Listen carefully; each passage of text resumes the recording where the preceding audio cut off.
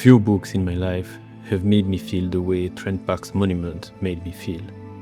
The feeling to be in front of a work of art that has all the qualities to mark its epoch. The sensation to face something so great that it transcends beauty to enter into the realm of the sublime. The book starts with an image of what looks like a galaxy, but then reveals itself to be moths flying.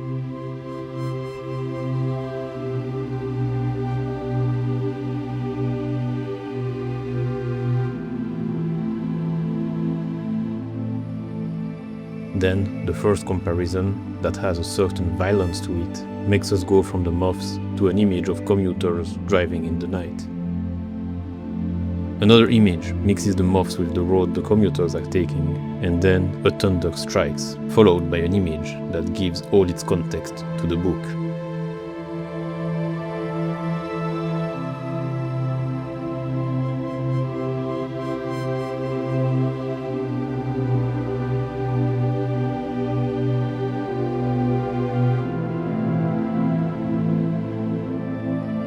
One image confirms to us the deeply spiritual aspect of this book, and we are then set free on the streets of Sydney through images that all share a strong contrast and an almost blinding use of light. Some also adventure themselves into mysticism, such as the one of this man, both arms raised and looking towards the sun.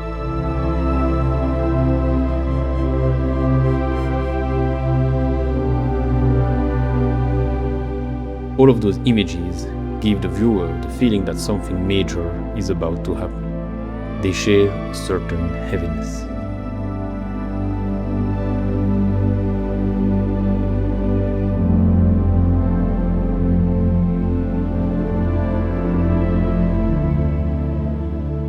Almost all of them depict a humanity in which loneliness is deeply infiltrated.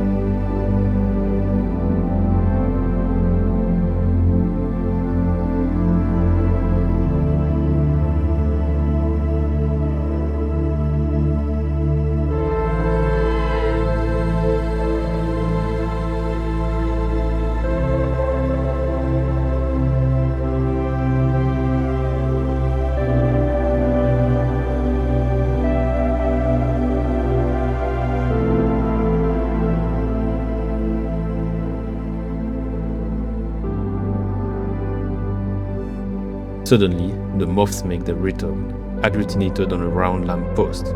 Could it be a metaphor for the way humans are bound to planet Earth? Or perhaps by how they are irremediably attracted to knowledge, illustrated here by light? This image is followed by long exposure of moths flying towards light sources, resulting in abstract images reminiscent of DNA. They are followed by one image that marks a turn in the book, the silhouette of a man falling.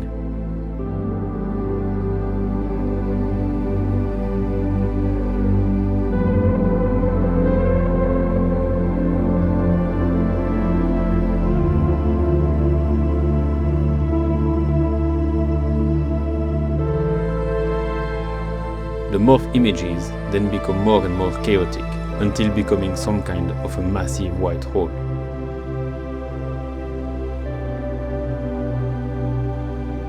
An iconic image of Sydney brings us back to the city's pavement. The light becomes more intense into street photographs.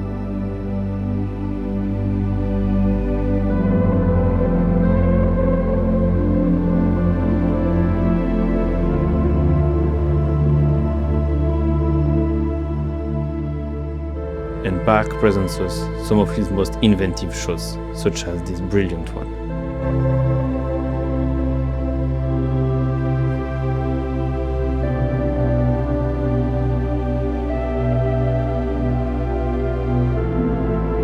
The low shutter speed used in many of the images in this section of the book gives us an impression of speed and inescapability.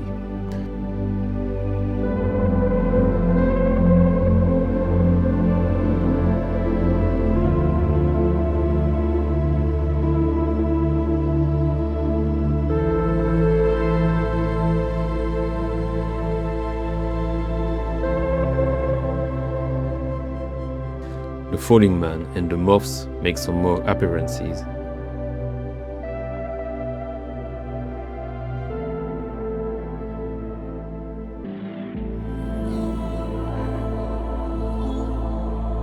The images are looking more and more like the city is being torn apart by some mysterious force.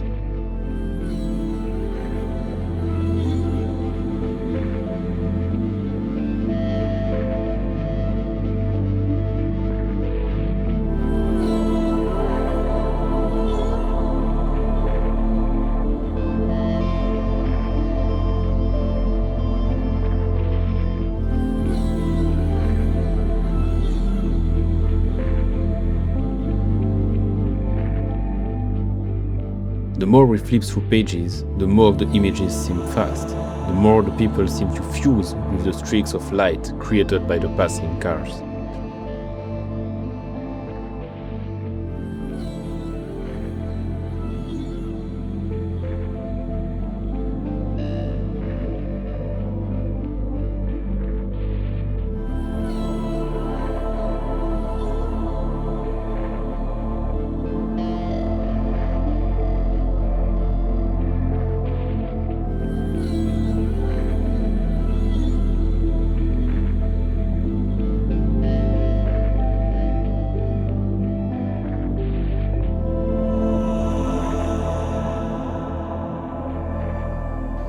And then, suddenly, faces with extremely high grain are succeeding themselves, with a growing abstraction between them.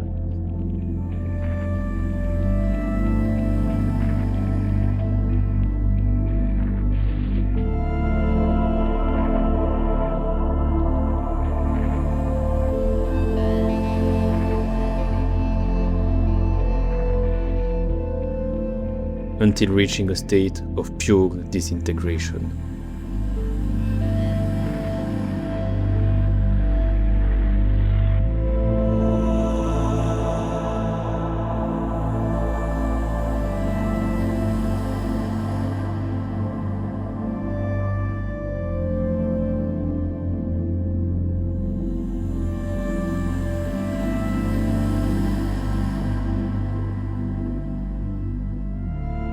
Humanity is disintegrating itself in front of our eyes in the most sublime possible way.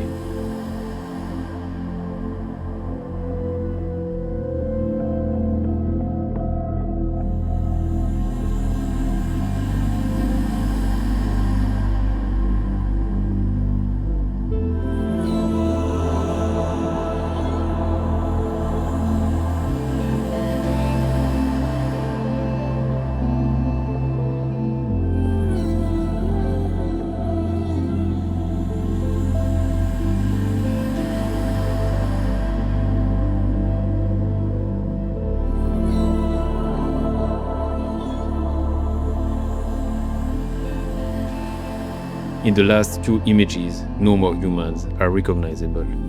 We are back to the same starry sky that started the book.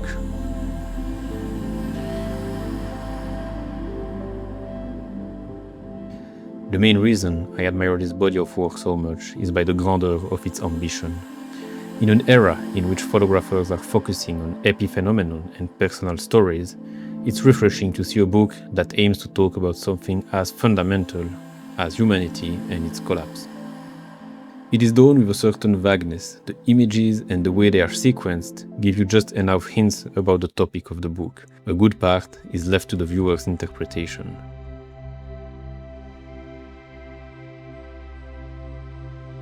The ingenuity of this book starts by its design. It could be described as a black box and plays a similar role as the black box of a plane, recording the last instant before a major accident. The design is very cryptic.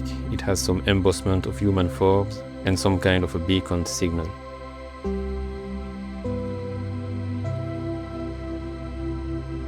There is a total symbiosis between the book as an object and its content. All of those design elements are hinting towards the book being, in a way, a record of how life felt like for Trent Parke and many other humans at a specific moment of time. This moment of time seems to be a pivotal one, in which the never-ending human quest for knowledge and progress, illustrated in the book by the blinding light, might have ignited our humanity's own apocalypse. Or, perhaps, as in Plato's cave allegory, the blindness caused by being suddenly exposed to light might simply be a transitional stage leading to an elevated state of consciousness.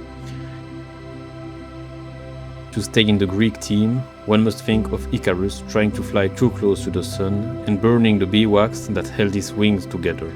Icarus, having discovered the joy of flying, became too proud and arrogant to follow his master Daedalus, that had warned him not to go too high. I can see a similarity between the story of Icarus and Trent Parke's book, in which humans, having discovered the joy and comfort provided by technological progress, might have forgotten that it must be accompanied by ethics and a certain sense of measure. The book might therefore also consist in a criticism of what some call technological slavery.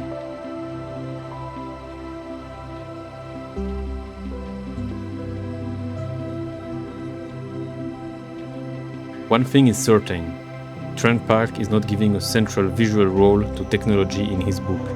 He rather illustrates it implicitly through the hordes of workers roaming the streets towards and back from their offices, where they use and contribute to the progress of technologies.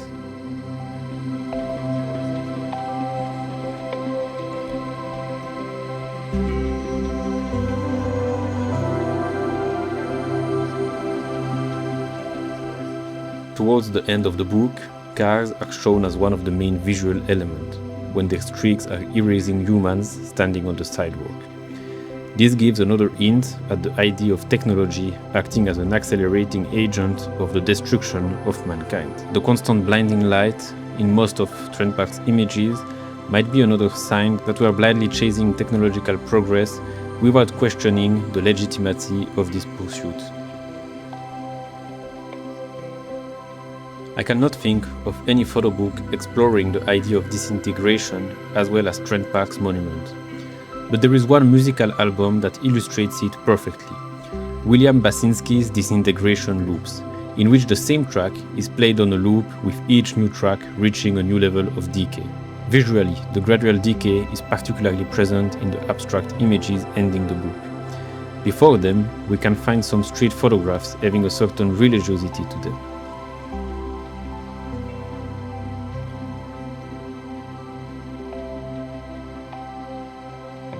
One shows the word eternity. Others show people looking like they are praying to God for redemption. But in Trent Parke's nihilistic vision, redemption is impossible.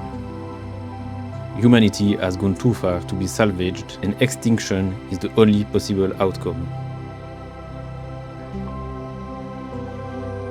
This extinction sounds like a premonition, and this is another strength of Trent Parke's book. It is at the same time a dark premonition and a record of present times showing signs of what's to come.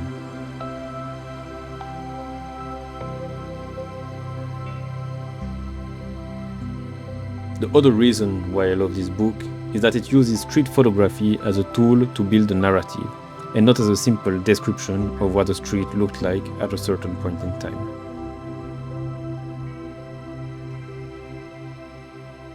As someone considering street photography as the greatest genre of photography, I'm thankful to Trent Parke for showing how powerful candid images taken on the streets can become when paired with a strong sequencing. To conclude this video, I want to discuss what really struck me in this book, its sublime aspect. Do you know the difference between the beauty and the sublime?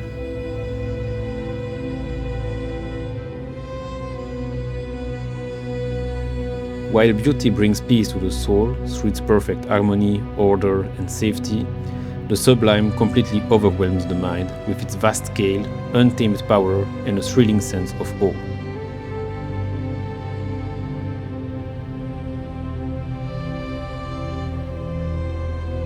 When experimenting beauty, one may feel connected to the world. It's a soothing, pleasant aesthetic experience that feels manageable and within human control. On the other hand, when experimenting the sublime, you feel tiny and insignificant. Yet, looking at it fills you with a profound spiritual thrill. And this is exactly how Monument makes you feel.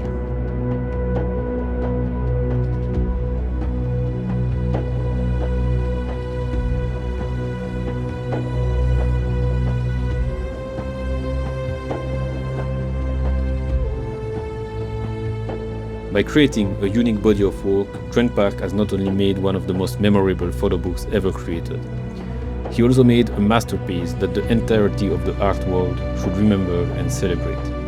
Ironically, although the book focuses on disintegration and the vacuity of human existence, Trent Parke might have reached what many artists are after: eternal life through their artwork.